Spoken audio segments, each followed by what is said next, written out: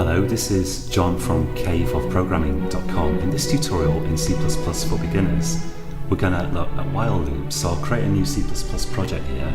I'll use the helloworld project template. And another of the basic building blocks of computer programs are loops, because a computer program that just executes a load of statements and then finishes usually isn't much use. Often you want to do things repeatedly in programs. And the simplest way to do that is to use a while loop. Well, it's simplest when you're starting out, which is why I want to show you this, although we're going to see nicer ways to do loops later on. So supposing we want to repeat some code. To use a while loop, we need the keyword while, and then round brackets and open and close curly bracket. So this pattern is the same as for if, and just like with if, we need a condition in here. So let's take the simplest example to start with of an infinite loop. I'm going to write while true here. And what's going to happen here is the code that I type in here, however many lines this is, can be multiple lines, is going to execute as long as the condition in while is true. Which it's always going to be true because the condition is literally the keyword true. So this is what we call an infinite loop. Let's run this. And normally in your programs, you want to avoid infinite loops, but I'm just going to show you this as a demo. So I'm going to click run. And let's hit this stop button here. But we can see we've got hello coming out over and over again. It's going to keep doing that until it, forever, or until it crashes or something. So this isn't very useful. What's more useful is to be able to output your lines of code in here some particular number of times until something changes, or until some limit is reached or something like that. So let's take a look at a simple example of that in the rest of this tutorial. So how can we have a condition that's going to change? Well, let's suppose we want to output hello, I don't know, like 5 times. Let's have a counter here. I'm going to say int I equals 0. Now, I've said before that you shouldn't give variables single letter names in general, but we'll make an exception for loop counters because often when you have a loop, you need a counter that will count the number of times the loop executes. And it's very common in this case just to use a single letter, usually I, as your loop counter. But in general, you should give your variables more explicit names. And even in a loop, if you can give a loop counter a more explicit name, then it's probably a good idea to do so. And we're going to say while I is less than 6, or we could say while I is less than or equal to 5, if we want this to execute 5 times.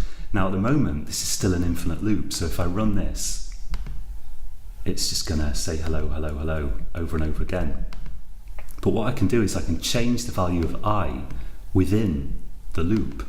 So after I've output this line here, I'm going to say I equals I plus 1.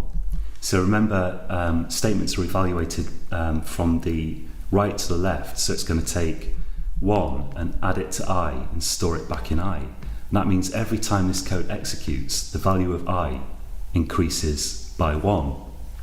And what's going to happen is, so the program will start from the top down, and it's going to get to the while, and it's going to say, is this condition true? And well, is I less than or equal to 5? Yes. So it's going to execute the code within the brackets. And then it's going to come back to here again, and it's going to say, is I less than or equal to 5? And it's still going to be true, so it's going to execute the code in the brackets again. Eventually, I is going to be equal to 6, and then it's going to say here, is I less than or equal to 5? No. So then the loop's going to stop, and it's going to execute whatever's down here. So let's output here program quitting, just so that we can see some stuff after the loop here. And now let's run this. Now is that right? In fact, this is going to execute 6 times, right? So let's run this. So we've got 1, 2, 3, 4, 5, 6. First time it executes, I is 0, and then it adds 1 to I, so I is 1. And then we run through 0, 1, 2, 3, 4, 5. So we've got 6 iterations here. For that reason, you often see in loops something like this. So you start I at 0, and you say while I is less than the limit that you want to reach, but less than it, because remember, you're going to execute it once when I is 0. So let's run that. So now we've got 5 iterations of the loop here. So if you want your loop to execute 5 times, you start your loop counter at 0, and you say while I is less than 5. That's the number of times you want it to iterate. To make it a little bit more clear what's happening here, let's also output the value of I here. Let's say I'll put a space there, and here I'll put I, and I need another put to. And let's run that and see what that looks like.